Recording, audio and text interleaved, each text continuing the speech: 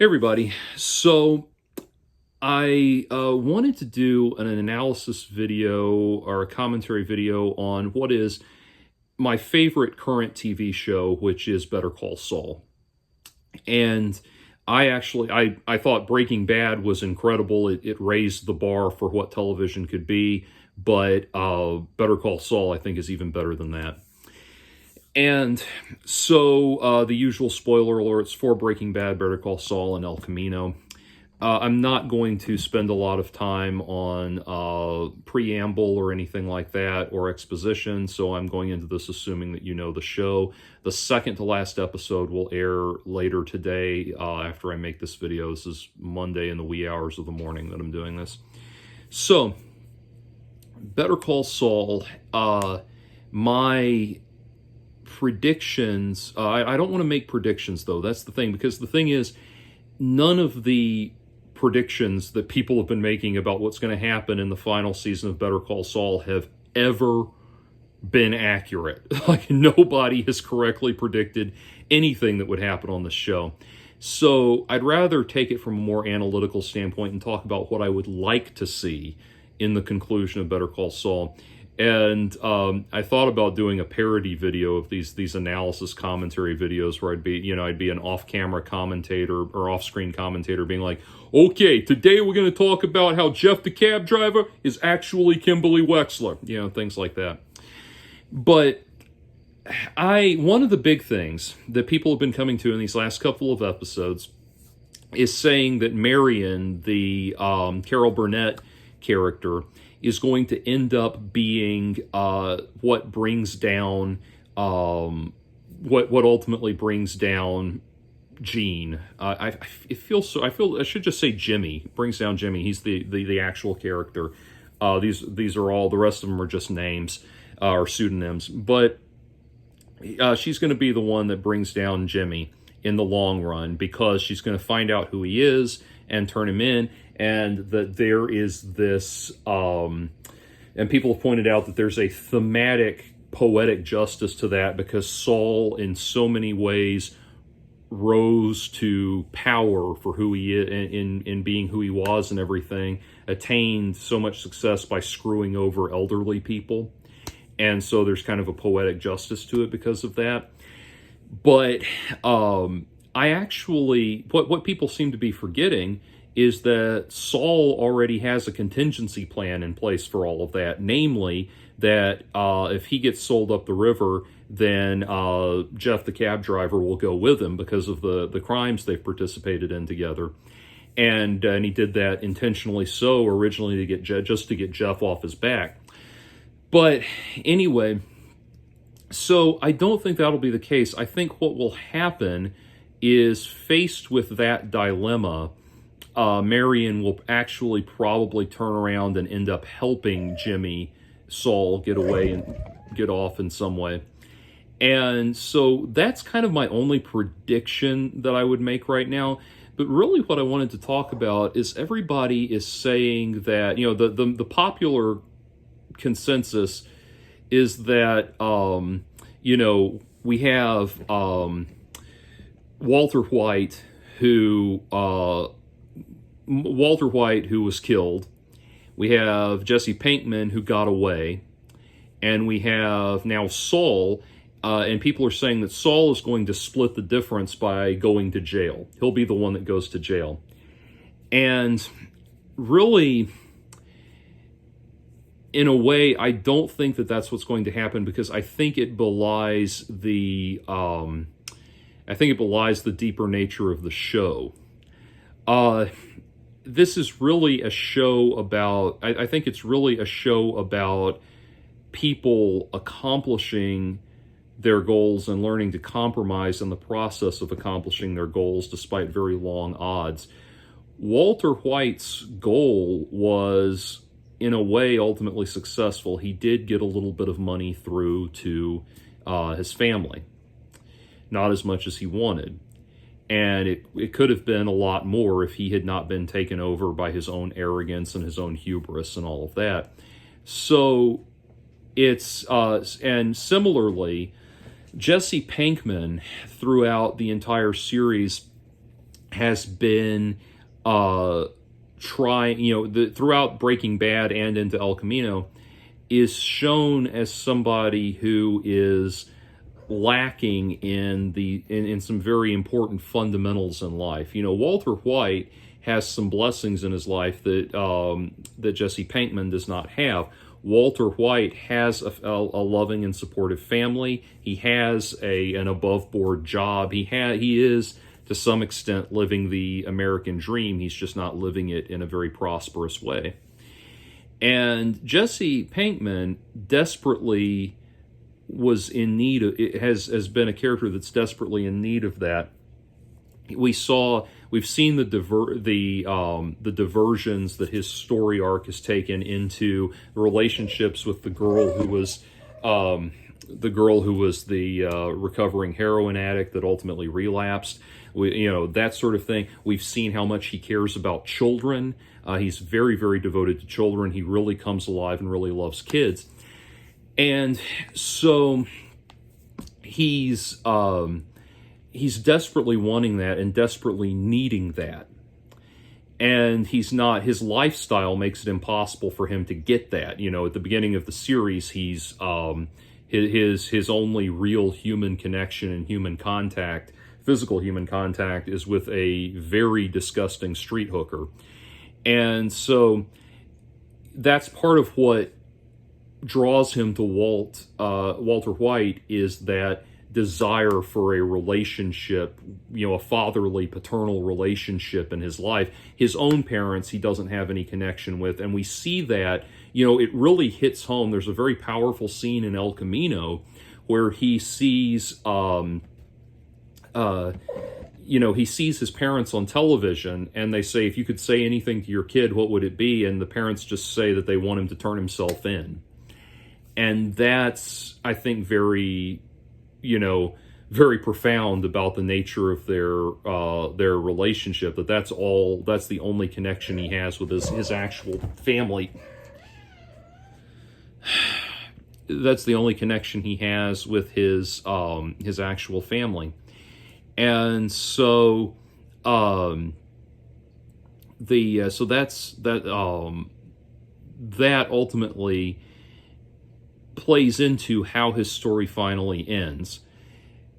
He's not really gotten a shot at a second chance, a second life in Alaska at the end of El Camino. His life is actually very bleak, because it's interesting. He's gotten not only has he gotten enough money to pay off Ed the Disappearer, or pay all the fees to Ed the Disappearer, but he's also gotten all of that other money from the guys that had been there in the apartment to find the stored cash and everything. He's now got all of their fortune as well, so he's probably got like $1 million with him in cash as well. So he's got this opportunity to start a new life in Alaska, but we've already seen with Gene what that new life is going to look like. It's going to be very bleak. It's going to be very detached from human connection. It's going to be something where he has to live forever on the outskirts of human existence, and going to Alaska, which is can be a very desolate, detached place to live. All of that. That's going to be that's going to be very painful and very difficult for him, because he is desperately needing that family environment, that human connection, the love of an actual woman in an actual relationship and children of his own. He desperately needs that as a character. He won't be able to have that in his new life. His new life is going to require that nobody get close to him. Because you saw at the end of El Camino what Ed the Disappearer had him do was sit there and recite a bunch of facts about himself, about his new self, his new identity, so that he can convince people he is who he says he is. He can't get close to anybody with that kind of existence. He can't take that very shallow shell of a new life that's been created for him and start a new intimate connection with another person, he's going to have to he would have to lie to that person forever. So he'll never have that deep intimate connection, because if he does, he exposes himself, and even if he exposes the reality of who he is to a genuinely caring person that will stand by him, it's still going to leak. Once the word gets out in any way, shape, or form, it's going to leak. And we saw how significant that is with Jeff the cab driver in the Gene timeline, where as soon as the word gets out, Gene, Saul, Jimmy knows that he cannot take Jeff the cab driver lightly. He has just this one guy who saw him in this one guy who encountered him at random and recognized him. He's got to shut that shit down completely. You cannot have any potential for anybody knowing who you are. So Jesse Pinkman did not get away, he did not get a shot at a new life. He escaped culpability for his criminal activity, but he did not get a new life, or shot at a new life. He's going to live a very detached, very cold, which makes Alaska even more apropos, a very cold, detached existence, just like what Saul has encountered, or Jimmy, Saul, Gene has encountered. So the reality is that of the situation is most likely Gene, Saul, Jimmy is going to have to be the first person of the three main hombres, if you will, in the Breaking Bad universe, the three main operators in this thing, that actually confronts the legal reality of what they've done. I do think he'll go back and confront all of that. And so where Walter White accomplished his goal and then accomplished a little bit of his goal and then escaped by dying, and Jesse Pinkman escaped responsibility at the cost of everything else that he could ever want in life, I think that Saul will likely go back and hopefully have a redemption arc of a sort by finally coming to terms with who and what he is and the reality of who he is. And I do think that will happen.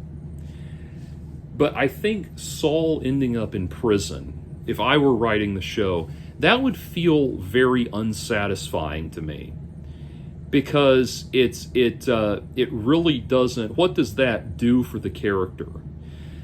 You have to remember that all of these shows, these prestige dramas, are built around the analysis of a central character. The first prestige drama was arguably The Sopranos, built around a in-depth analysis of Tony Soprano. The next, one of the next most successful prestige dramas was Mad Men, built around an in-depth analysis of Don Draper. And we've seen more and more of these come and go, and usually they have to resolve on something that is a fulfillment of the character's potential. They have to fulfill the character's potential in some way. It's widely accepted that Tony Soprano dies at the end of The Sopranos, despite a very inconclusive ending. Yeah, you're looking at Mitzi right now. Focus on me. Anyway, it's widely accepted that Tony Soprano dies, which is pretty much as Tony himself pointed out, the two possibilities for him are prison, or assassination. And assassination feels like the more definitive resolution of that story, because jail doesn't feel satisfying. Jail feels more like a purgatory of sorts. You're not in heaven or hell. You're just kind of in a holding pattern, really, in terms of like a thematic resolution to a character-driven story. And so, for that reason, it doesn't seem like an effective way to end the story. It's kind of like, one of the least satisfying prestige drama resolutions for a prestige drama was the resolution for Dexter. And what inevitably happened, they had to bring it back. I didn't even bother watching the rebooted series because I was so dissatisfied with how Dexter ended. But because they tried to split the difference and send him off to a purgatory of sorts, it just didn't feel like a satisfying ending. And so for that reason, sending Saul, Jimmy, Gene off to prison, to that purgatory, will not feel like a satisfying ending. And, Bob Odenkirk, as other people talked about, Bob Odenkirk had an exchange at his house with Ray Seahorn, where he told her that he had read the script for episode 13 and he was very satisfied with the way it resolved, that it wasn't flashy or big, but it resolved in a very satisfying way. And I honestly don't think that Gene, Saul, Jimmy going to jail would be that satisfying. I also think that may indicate, by the way, that if Bob Odenkirk had the script but Ray Seahorn did not, that may indicate that Kim Wexler is not in the final episode, which I would hate. But anyway, but that's where I would like it to go. I'd like it to go in a way that resolves the character of Gene effectively. It doesn't have to be a happy ending. It doesn't have to be a sad ending. It has to be an effective ending. And what is this character, this person, fundamentally? He's an anti-hero that we root for. He's a con man that we root for.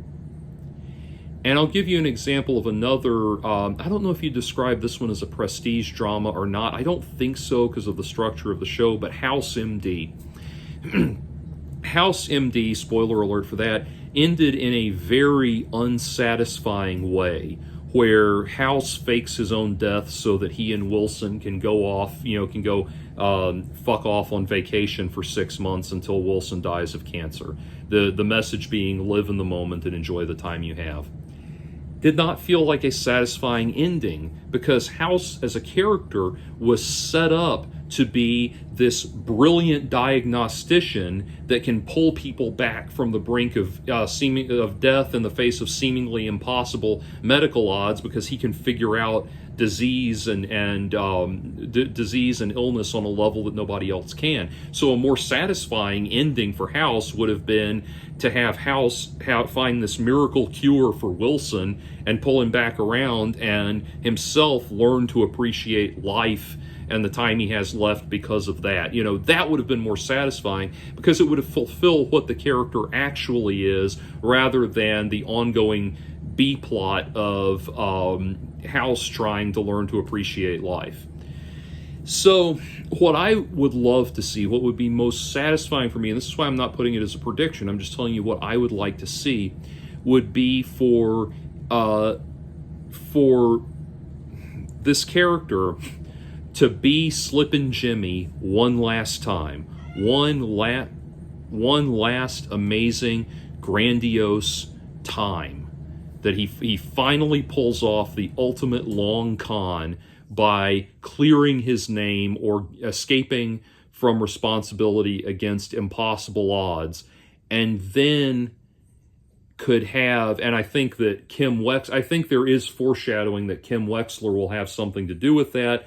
I think, we still have not heard her say those words to do with, we still have not heard her say those lines that we heard in the promo where she's taking the vow, taking the oath to become a lawyer. So I think the foreshadowing there is that we will see a reactivation of Kim Wexler's law license so that she can defend Jimmy one last time, just as she stepped in. And I think that was foreshadowed with her stepping in to deal with Howard, to talk with Howard Hamlin's wife and, help Jimmy beat the rap that final time in the Howard Hamlin scam. And so I think that's foreshadowing that ultimately Kim will step in and save Jimmy one last time, but she's going to have some kind of condition with it that's going to make some kind of condition with it where it's like, if I help you, you have to do this thing that will fundamentally and forever change who you are. And I think that's what we're going to see. That's what would be great. We get one final